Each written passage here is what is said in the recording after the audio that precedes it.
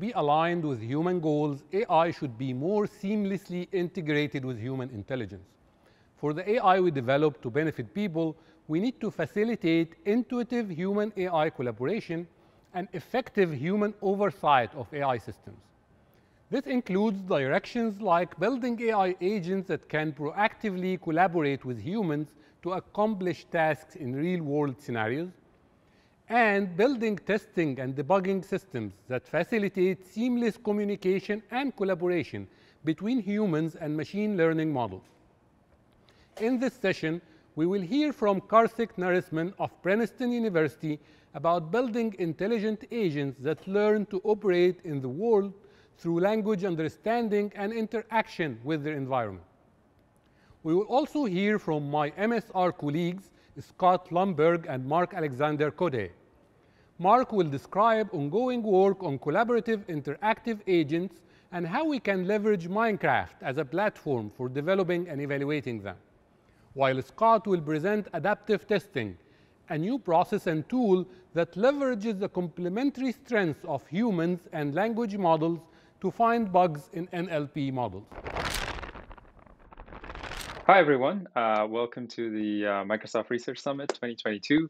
My name is Karthik Narasimhan. I am an assistant professor of computer science at Princeton University.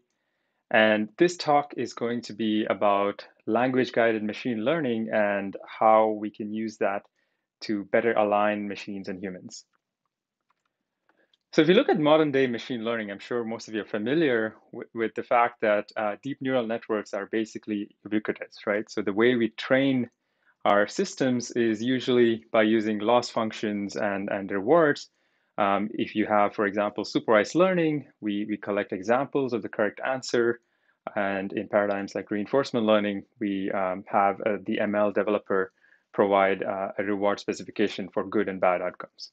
But regardless of the paradigm you choose, the high-level idea is, you're getting the model to predict, make some predictions, either a class or an action or something like that, and get feedback in order to get trained. So there are some issues with this current paradigm, right? So despite it leading to lots of very, very interesting use cases and groundbreaking applications, the fact remains that designing these loss functions and rewards and so on requires a very deep knowledge of ML and expertise that is only available to a small fraction of people, right? So there is a small group of ML developers and who are really specifying and training these systems, but that means that these systems are not easily personalizable to the actual users that interact with them on a day-to-day basis, which is obviously a much larger proportion of the population. The second sort of issue here could also be that models are often, objectively misspecified, which leads to them being fragile, or even seeing instances of cases like reward hacking, right? So here's a classic example that was, put out by OpenAI a few years ago. The example of this boat race agent, right? So you're training this agent to play this game of boat racing. And of course, the RL developer over here has basically chosen the reward function to be the game score, which on the surface level looks to be quite good as a reward function. But what happens here instead, is the boat is just basically trying to pick up these bonus points and not really completing the race, right? So this is not a trivial problem to solve, right? So even if you knew that this would be an issue, specifying the reward function in getting the boat to follow the path of the game and so on is not a trivial thing to do.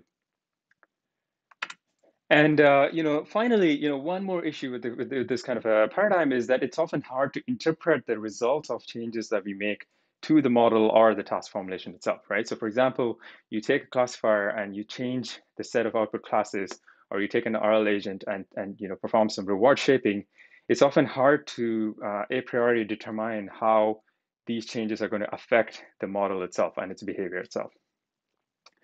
So what I'm going to talk about today is basically trying to give you some examples of how we would want to solve this human-machine alignment. And the theme that I'm going to take here is try to make ML more democratic, right? Like being able to allow end users to train these systems will lead to better human-machine alignment. So in order to do so, the sort of alternative paradigm that we could potentially use is what I like to call language-guided machine learning, right? So here, the basic idea is to leverage natural language, our own human languages, in order to teach machines in a more effective manner. And this is not new, right? So humans basically learn in this way through a combination of interacting with the world as well as reading about the world. And if you think about it, our current systems are mainly doing the former, right? The first part where they're learning to interact with the world, performing actions and actively learning through loss functions and rewards, but not really doing as much of the latter where you're trying to acquire knowledge without actively performing the task itself. So before I dive into details of some of the works that we've done in this direction, I just want to quickly point out some pros and cons. So obviously, the pros of doing this kind of language-guided ML is that it's easier for humans to provide specifications because natural language is basically natural to all of us, and this is going to allow us to better align systems with what our desired outcomes are. It's also going to be easier to interpret changes in model behavior from the way that we specify what they should do. But at the same time, it's important to sort of keep in mind that sometimes language can be ambiguous and you may not want to use it. And we also have this additional requirement of having to ground language in models, right? So these models need to be able to understand English, for example, in order to actually follow the specifications that we set them. So that's going to be the focus of this talk. So basically, the question that we're trying to answer is how can we use natural language to teach machines? And I'll talk about two snippets of our work, our recent work, and this is going to be looking at how we can use language to perform better feature alignment and use that for generalization, and also how we can use it to train agents in a safe manner. And like I sort of alluded to before, the reason we want to do this is language provides a better semantic structure for learning models in general. It's going to be easy to source information via text from humans. And also the fact that more humans can train and personalize systems through language will mean that we will get better aligned models as a result of this. Okay, so I'll try to keep this talk fairly at a high level and give you sort of like a brief overview of these two pieces of work. So the first paper that I'll talk about is what we call safe reinforcement learning with language constraints. So that's going to be talking about how we can use language for reinforcement learning. And the second paper is a more recent one that we call semantic supervision, which I'll show you can also be applied to more supervised settings. So let's jump right in. So this was the first paper that was published in Europe's 2021 and led by two of my students, Jimmy Yang and Michael Hu. So the key premise of this paper is that when you're trying to train a reinforcement learning agent on your own, and you're doing it in a real world setting, they often require safety constraints as the agent is learning to complete a certain task, right? So this can be sort of physical agents like robots, and where we want to make sure that the robot doesn't harm itself or others around it as it's trying to learn to do things. Or it can also be virtual settings, right? So it could be virtual constraints like preventing a chatbot from exploring controversial or biased topics. So SafeRL is not a new topic by any means. So there's a lot of existing work on training reinforcement learning agents with constraints. And the general sort of direction that people follow is to learn policies while obeying certain constraints, right? These constraints can be as simple as, don't step out of certain boundaries for a robot in order to make sure that it doesn't harm anyone. And in order to do so, what prior work has done is usually trying to specify these constraints in the form of logical forms or cost functions. And while this is a good thing in general to do, the problem with this is that it requires some expertise, right? So only an ML developer who understands, for example, these distance measures or cost functions would be able to provide such constraints. And obviously, this is going to be both expensive as well as time consuming, given that there are such a small fraction of people actually know what these things mean. So our idea in this paper is basically trying to say, okay, can we train RL agents with safety constraints specified in natural language? So to give you an example, as I'm going to talk about this paper, here's one particular grid environment on the left. You see here, and some samples of how these constraints might look like, right? So you can assume a sort of a budgetary constraint being something like you want to tell your agent that the lava tile is very, very hot and it's going to hurt the agent, so please don't walk on it more than a certain number of times, right? And then one can specify different kinds of constraints to talk about various things that you don't want your agent to do as it's learning to perform a particular task. So I just want to quickly point out, some of you might be already thinking about a related paradigm, which is instruction following, and trying to reason how it's different from instruction following. So the basic idea here is that constraints are auxiliary to the task objective and not at all correlated with the rewards here, right? So in this particular example on the left, the reward can be to pick up these items like the key or the ball, or I think that's a ladder. But notice that the constraints are totally orthogonal to that, right? So the agent may or may not follow the constraints, but still can get the rewards. And this is what sort of distinguishes the setting that we're considering from instruction following, where the instruction is usually provided to the agent in order to complete a particular task. And so as a result of this, right, you can probably reuse the same set of constraints across several different tasks, even if the objectives are different, right? So I can now, for example, just change my reward function, introduce new objects that I want the agent to pick up, and it's perfectly fine to reuse the same constraints and ask it, for example, not to step on the lava. So that's our high-level setup. So what are the challenges here, right? So because we are now specifying constraints in text, we need some mechanism to interpret and represent these constraints, right? And the second challenge is then, once we predict these constraints from the text itself, how can we combine them with reinforcement learning in order to learn in a safe manner? So our approach is quite simple, right? So at a high level, what we're doing is we're going to do two steps. One is to meta train a constraint interpreter that's going to convert these textual constraints that you see over here into tensor representations that can then be used later on in the network itself, right? So this constraint interpreter, you can basically think of as the module that's going to read these constraints in natural language and then produce some tensor representations. And once these representations are produced, right, so we're going to use these predicted constraints with algorithms that are being developed for constraint policy learning. So in this case, we're going to use our own algorithm, which is called PCPO, that we developed a couple of years ago. So how does this whole setup work, right? So remember, the whole goal here is to be able to specify constraints in natural language and get the agent to train or learn to perform a particular task. So in order to do this, we actually split up the whole meta training and deployment into two phases.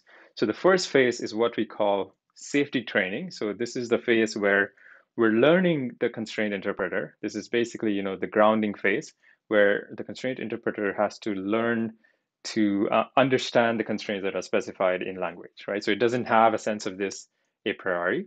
So in the safety training phase, we're going to train jointly this constraint interpreter and the policy network. This is sort of, you can think of this as like one stage offline procedure. And then the safety evaluation of the deployment phase is where, we're getting this agent to train on a new task, but by following constraints that are specified in natural language, right? So this in the real world setting, this is what we would want to do, right? So because the constraints don't really depend on the task that the agent is trying to train on, we can just reuse them as long as the constraints are from a known distribution. Okay, so that's, you can sort of, if you want more details about the model, you can of course like take a look at the paper, more details on the architecture and so on. But I'll just give you a quick sense of what this kind of a model can do. So in order to perform some experiments, we created this new environment that has language constraints that we call Hazard World.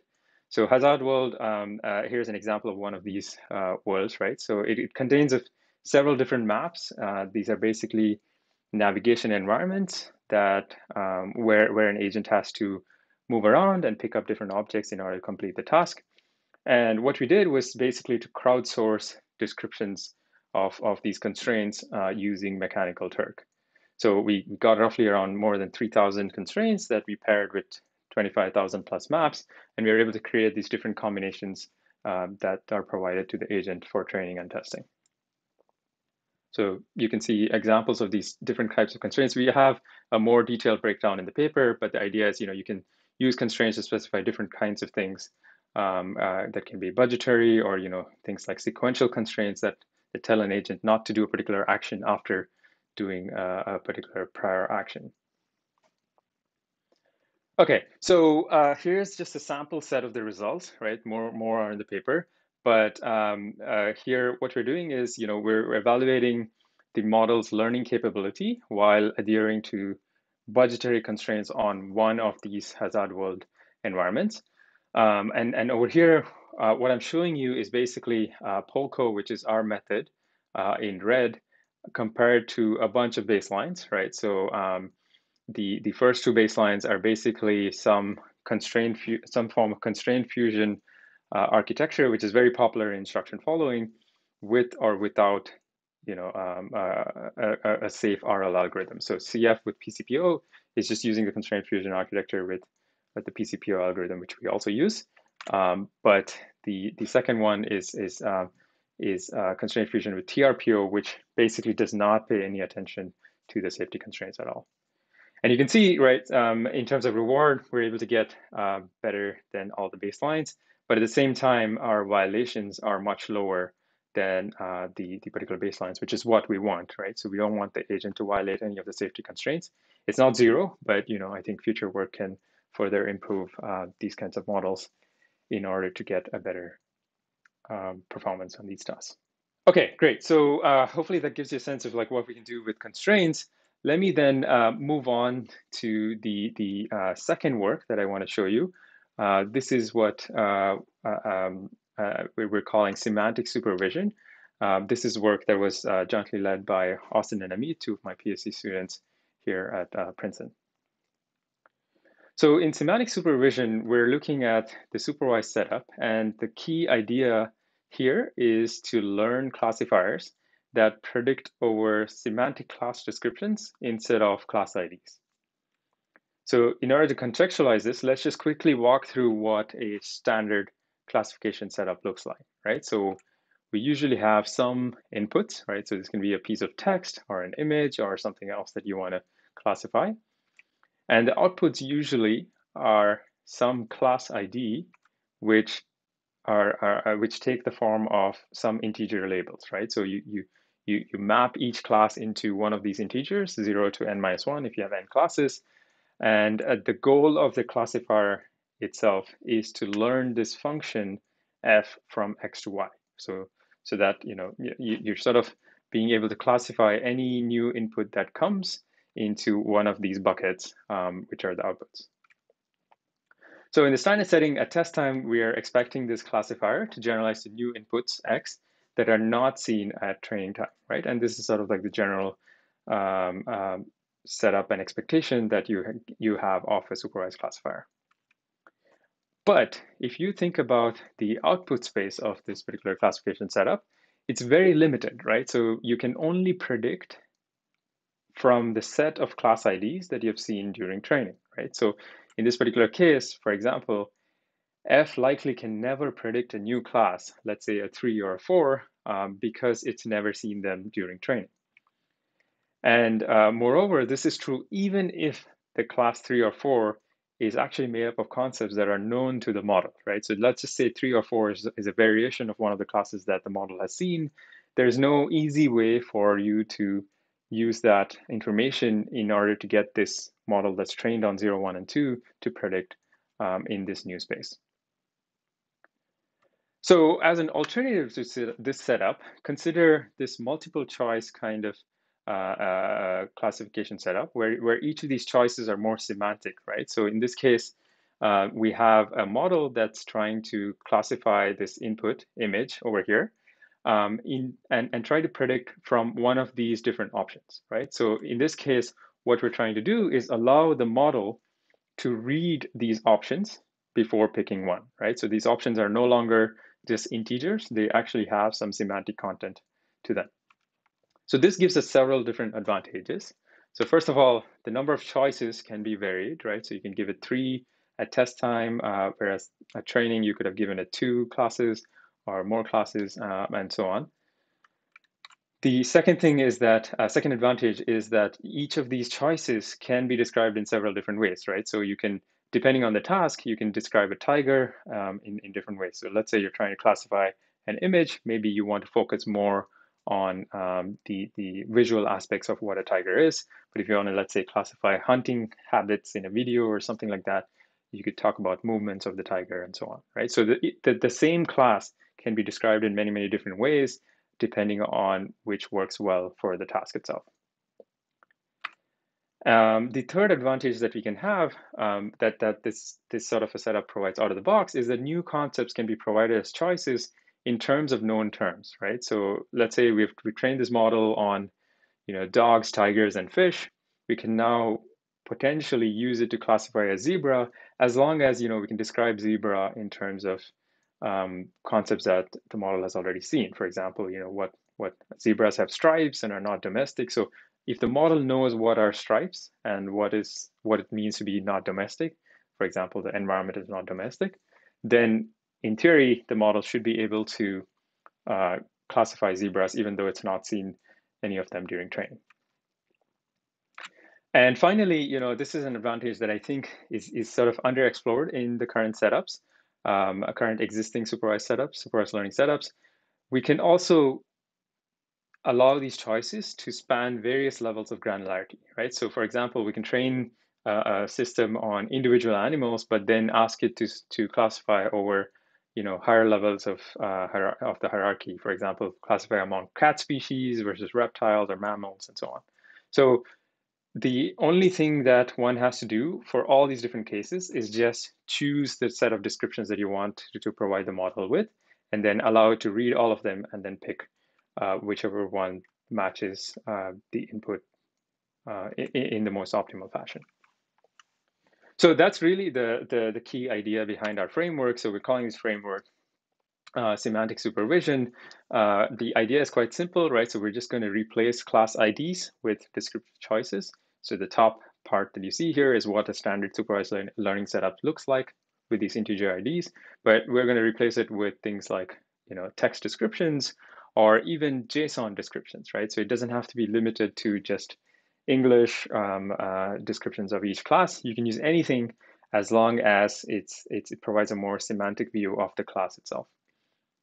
And so the key aspect of this, which is enticing, is that training a model in this particular fashion is going to allow us to generalize over both inputs as well as the output space, right? So you can now change the output class descriptions. As long as it lies within your distribution, the model should be able to generalize to new descriptions. And the nice thing about this whole framework is that it's quite generic in that you can easily fall back to the traditional supervised setting if you don't have descriptions, right? So all you have to do is basically replace each of these descriptions with integers, and you're back to the traditional supervised setting whenever needed.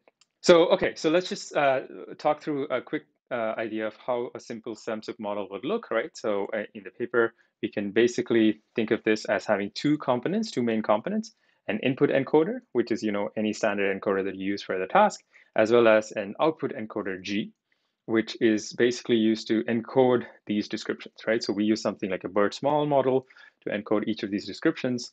And now what we have is a set of vectors F for the input and a set of vectors G for the outputs themselves. So we can do various things, but what we found was quite simple and worked was to use a projection matrix between the F and the different Gs. And now we have sort of like a bilinear scoring between these two vectors. And that gives us basically output probabilities over the provided semantic choices, right? So we can just use a softmax, standard softmax function here to get a probability distribution over each of the choices. So very, very simple. And like, other than the fact that we're using this G encoder, you can basically train this model in using standard gradient descent and cross entropy loss. We did find a few things that were quite useful when training this kind of a model. So the first thing was that we were able to collect multiple descriptions per class. So each of these descriptions actually provide a different view of the same class, right? So they can provide different pieces of information. And this actually helped quite a bit. I'll talk a little bit about how we collected this, but the high level idea is like we just use the search engine on the web to collect these different descriptions, or a knowledge base to collect these JSON descriptions. And in addition to using these multiple descriptions, what we did to make things computationally efficient was to randomly sample one description per class during training, right? So this was actually crucial to enable the model to be able to capture all the different aspects of each class that are talked about in these different descriptions. Okay, so that was training, right? So and what does this provide us out of the box, right? So we can now have these various generalization capabilities of SEMSIP. SEMSIP can generalize to unseen descriptions, right? So if you basically train your system on a set of descriptions and provide it to your friend, they can use a totally new set of descriptions, even if they are for the same class, and it should work out of the box. SEMSIP also provides generalization to unseen classes, superclasses, as well as tasks. So the last one over here is basically a scenario where you have a set of classes that you're training on, and then you're testing on a completely different new set of unseen classes, right? So for example, you may want to train your system on classifying animals, but then you ask it to, at test time, classify plants. Now, obviously, this is a very, very hard task, but some things do transfer over, like color and shapes and so on. So all of these different generalizations scenarios can just be enabled by simply changing the description choices that are provided to the model. So I won't go into details, but there's a lot of related work to this idea, right? On zero-shot learning, class attributes as site information, or even natural language explanations. But the key difference between all this work and what we're trying to propose is that SEMSIP is a unified framework that can be used to add any type of class semantics, not just language. We can use structured things like JSON. And the key part here is that we can convert any supervised learning setup simply by collecting descriptions, right? So this is not true of some of this related work, but our key idea is to be able to make it seamless to convert any supervised learning setup into this and into the semantic supervision setup. And if necessary, always allow for backoff to the standard setup of just using class IDs. Okay, so for experiments, we performed this on several data sets. So 2 of these are text classification and 2 of these are image classification data sets. And the way we got the output supervision for each of these data sets was to basically convert these class names into queries on the web search, on web search engines, and automatically scrape the results that we get off of web search, as well as perform a little bit of manual filtering to remove noisy and ambiguous descriptions. So not too much work involved. I mean, future work can also look at doing this in a more automated manner, but since this is a one-off step, it's not really too much of manual work in order to collect these descriptions. So I'll talk about 2 capabilities of generalization. More results are in the paper, but I wanted to show you these 2. This first capability is generalization to unseen classes, right? So here are the 4 data sets that I talked about. And the baselines are in blue and orange. And you can see that SEMSIP, which is our model in green, is able to get a better performance on all of these different data sets. So this is sort of like the standard zero-shot setting that one would expect models to generalize over. And the main thing that I want to point out is that we don't make any changes to the SEMSIP framework itself, right? So we can apply the exact same framework to all these different data sets simply by collecting descriptions for the classes. The other generalization capability is that these models can also generalize to superclasses. So this is something that I alluded to before, where we can train our model on fine-grained classes, like for example animals, but then test it on superclasses, which can be mammals or birds. This is something where again SEMSIP can do much better than the baselines. So a quick final point on SEMSIP itself. So we also performed some experiments on the type of description that you provide, and we found that sometimes depending on the task itself, having a more structured description like JSON could be more useful than natural language descriptions. So again, this is something that may vary with the task itself, but could be an interesting subject for future research in terms of searching for the optimal description that one might want to use for training these systems. Okay, so that was basically what I had. So to sort of summarize, right, I've shown you two pieces of work which move us towards language-guided machine learning. So hopefully, you get a sense for how language can help guide machine learning and improve human AI alignment by providing more semantic structure to the learning paradigm itself, and also allowing for more users to provide these specifications and participate more in training these systems ourselves. And there's a lot of interesting ideas for future directions. We obviously need to look at better grounding mechanisms, scaling to more tasks and domains, as well as explore things like human-in-the-loop learning. But and I'm excited to see where this goes in the future. I'll stop here, and if you want to look more at the code or any of the other materials, these are the links. Thank you. Hi, I'm Scott Lundberg here at Microsoft Research in Redmond, and this talk is going to be about adaptive testing and debugging of NLP models. State-of-the-art NLP models still have many serious bugs. In our testing with AWS, for example, we got "I don't think I've ever had a nicer time in my life" in their sentiment analysis producing negative, or Roberta flagging "I'm for refugee immigration" as negative. Google Translate completely inverted the meaning of "I don't recommend this dish" in Portuguese into "I highly recommend this dish" in English, and Azure has similar issues. Why do these bugs exist? Well, these bugs may look easy to find, but it turns out they're far easier to miss, as they're buried in so many language phrasings. "I don't think I've ever had a nicer time in my life" being predicted negative is a clear bug once you see it, but the negative prediction is surrounded by lots of alternative phrasings where the model is correct. And it's not just a one-off problem. We know this because with adaptive testing, we can find a whole set of related bugs. The problem is that the bugs impact only a fraction of the possible input phrasings. But if finding bugs is hard, fixing them is even harder.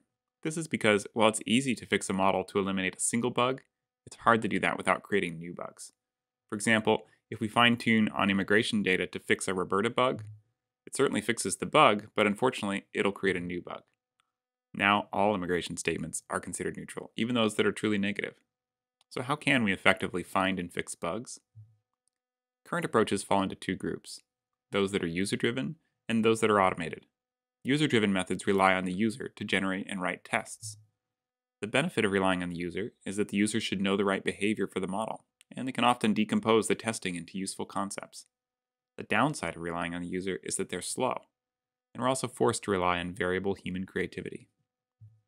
In contrast to these user-driven methods, automated methods are fast and cheap, but the problem is they're restricted to specific kinds of problems, since they only know the right behavior for the model in a narrow domain like paraphrases. We propose combining the strengths of each of these approaches. We keep the user in control of defining correct behavior, and we leverage the scalable creativity and speed of automated methods. How do we do this? By partnering a user with a generative language model, GPT-3 in our experiments. We do this in a framework we call adaptive testing and debugging, or ADATest for short. In this partnership, the language model is responsible for generating tests that specify model behavior, and these are adaptively targeted against the model that we're testing. The user is then responsible for validating and occasionally organizing these tests. This iterates back and forth to form a testing loop where the user guides the language model while it hill climbs toward areas of model failure. In this partnership, the language model is responsible for slow tasks of creative writing, while the user is responsible for fast, perceptual tasks like filtering. To demonstrate how this works, let's test a commercial sentiment analysis model for hotel reviews using the ADATest interface. We'll start by trying to test for clearly positive statements about a hotel's location.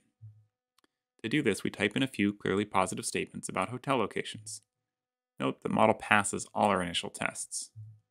Given this starting seed, we can ask ADATest to generate many new suggested tests that are specific to the current topic. These tests are sorted by how likely they are to fail, so we only need to look at the top few tests. We choose a few valid tests that we like and that fall within the current topic. Then we can ask for suggestions again, and ADATest can use the tests we just added to hill climb towards more pronounced model failures. In this case, it only takes one more round to find several model failures, such as "this is the place where I want to be" not being positive. We can add these failures to the current topic, and then ask for another round of suggestions, and the language model has now hill climbed toward clear model failures. So many of the failing tests are valid and can be added to the current topic. Note, we can just skip over and ignore things that aren't right or are off topic, so GPT-3 only has to be moderately accurate. At this point, we can consider that we've sufficiently tested the location aspect, and we want to go on to other aspects of the model. We can do that and repeat this process. But once we've gotten started on the test tree, it's helpful to let AdaTest help us generate not only the tests, but the structure as well. To see how this works, we click Suggestions and have a list of generated topic suggestions. We can add whatever topics seem appropriate, such as a pool, its state of repair, or the noise levels. After we've added a few, we can go inside one of these new topics. In this case, we've opened the Internet topic. Even though it's empty, we can still ask for suggestions, and AdaTest will prompt the language model so that we can generate suggestions zero shot. With this, AdaTest can generate many failing tests, even without initial examples. By partnering with a large language model in AdaTest, we can significantly improve the efficiency of user-driven testing to be more like automated testing, but still relying and retaining the flexibility to evaluate any aspect of the model. To quantify how much this improved things compared to prior state-of-the-art, we compared it with checklists in a user study with experts. On average, users found 5 times as many bugs with AdaTest per minute, and these bugs often represented greater diversity.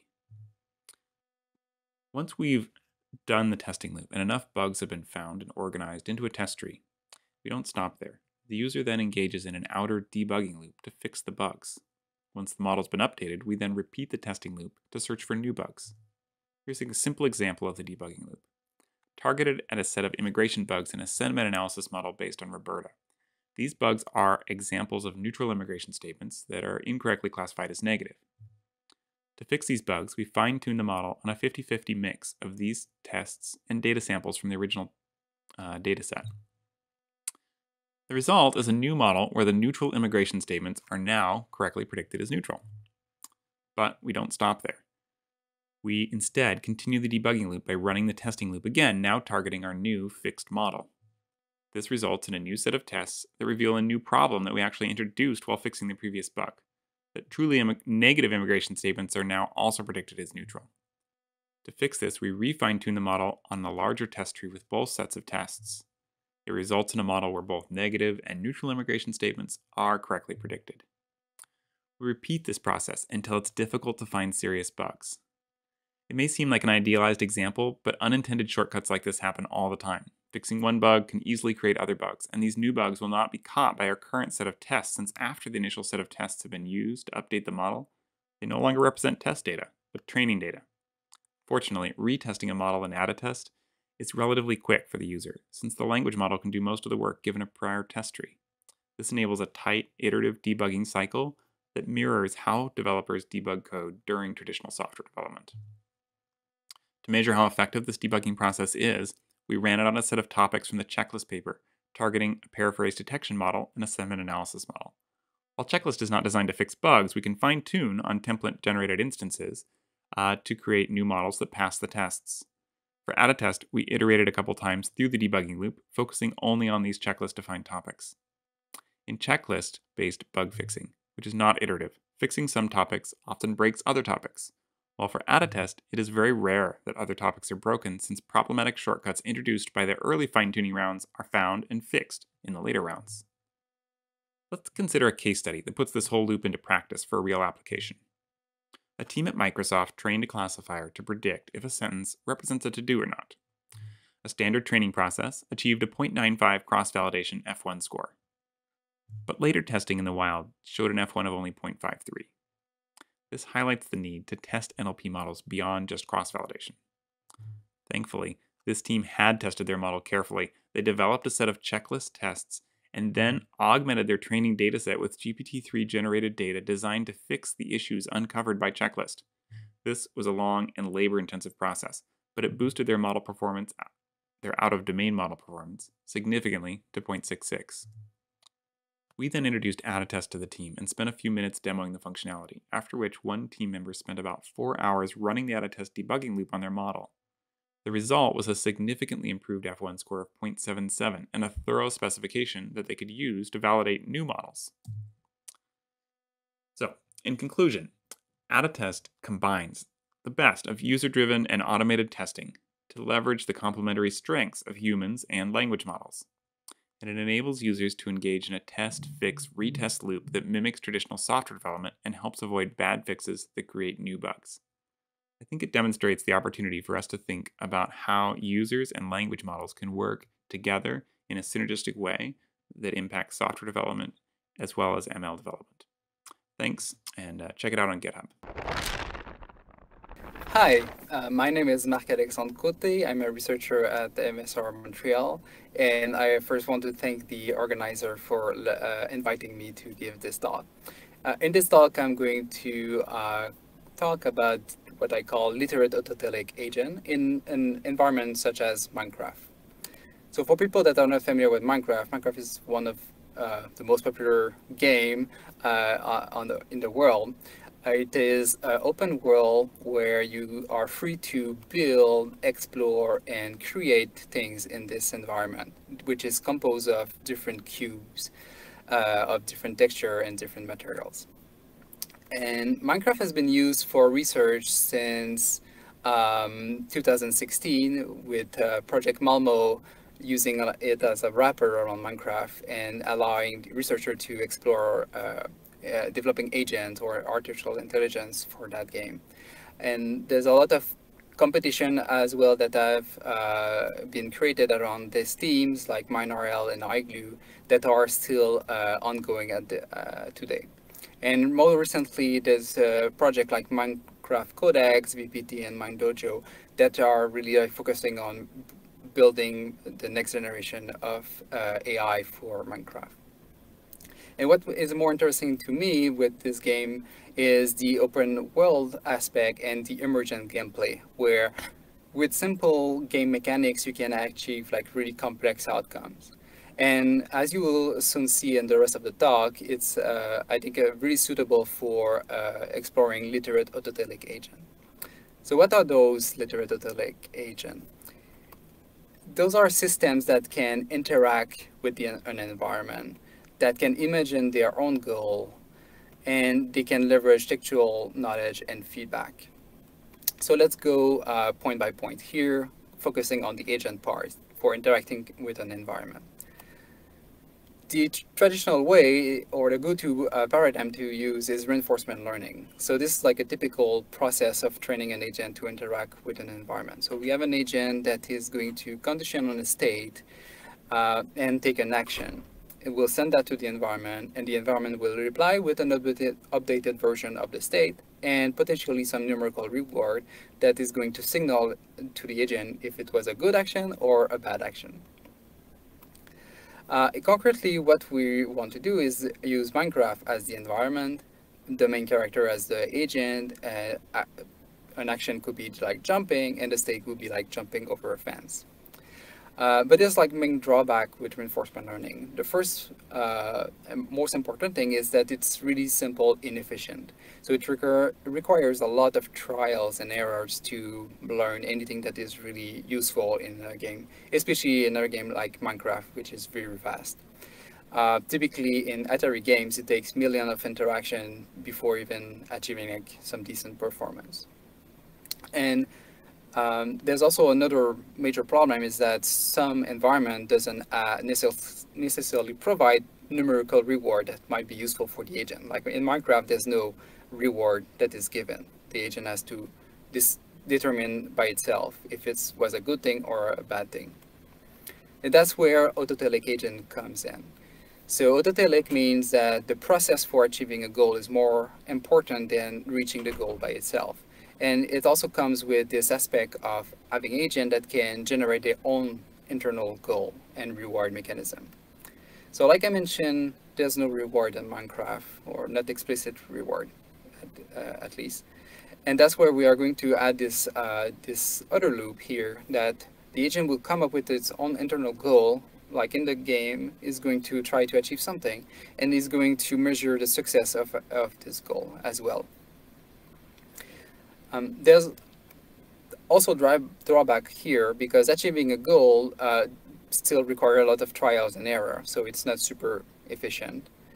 And there might be other challenges, like imagine coming up with new goal might be difficult in a game where you have pixels as observation. So it's difficult to think about like a new type of object that you want to find in this environment.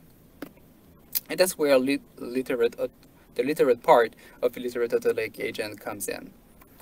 So what we want to do at some point is like be able to play the game and interact as well with the agent. Maybe we have some question about, okay, let's, how do I make a cake in Minecraft?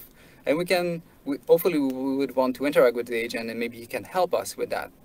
But the agent doesn't necessarily know how to make a cake, so we would have to do a lot of trial and error and also figure this thing out.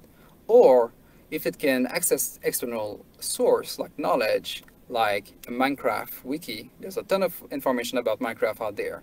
So if the agent is able to leverage that, it can actually look up what is the recipe for making a cake, which requires some milk, sugar, egg, and wheat. And then take that information back and find the ingredient and craft the corresponding cake. There might be also some new aspect like of this language that can be useful for generating new goal. So now we can operate at the text level. It's easier to come up with combining ideas in text than it is in image. So maybe we want to think about candle cake. If you look at in the Wikipedia of Minecraft, it is a valid recipe. Like you need to make a cake and find a candle and put it on top, and you have a candle cake. And so for where does those literate data lake agent fits in efficient large-scale AI context? So I think with the textual goal imagination, it helps to reduce the human supervision that is needed. So the agent is free to come up with its own goal, try it out in the environment, collect feedback, its own feedback, and like improve on that. So it's really useful for exploring at the edge of their knowledge, ability, and skills. Also, with external knowledge source, it's really useful to reduce the amount of trial and error because we can leverage information that has been gathered by other and contained in text form about a certain process, like we've done with the cake. And it can also be useful for providing useful information to players. If the player has a certain question about the mechanics of Minecraft, maybe the agent can answer that by looking at the relevant wiki page. And with the language-aware agent, one thing that we can do is model reusability, like leveraging pre-trained large language model. And there's more on it in this slide. So language is a cognitive tool that we use to store a vast amount of knowledge, encyclopedia, wikis, lab report, etc. And those large language models have been trained on a vast amount of text document, and people have started to use them as knowledge base. So what if we can reuse this knowledge that is stored in those language models and guide the agent during training? So let's have a quick demo here where we are going to use OpenAI Playground interface. We can ask a GPT-3 model, okay, how do we craft a cake in Minecraft? And sure is, it can actually answer and provide the correct ingredient, or almost, because there's a vanilla bean here that is extra, for extra flavor, I guess. But it's still like useful information that can be transferred to the game. And it can also like answer the question about the candle cake, which is simply make a cake and put a candle on top of it. So essentially what I'm saying is that instead of having an agent that is going to learn to query or parse Wikipedia, maybe we can replace this wiki with one of the model in, let's say, the Hugging Face library, one of the large language model, and ask or interact as we would with human. So using language as the channel of communication. So I hope in this talk I was able to convince you that in Minecraft, to build, explore, and create with an AI companion by your side is very more interesting than not. And hopefully the literate data lake agent is one way of achieving that. Thank you. If you have any question or you're interested by this project, please get in touch. Here's my email.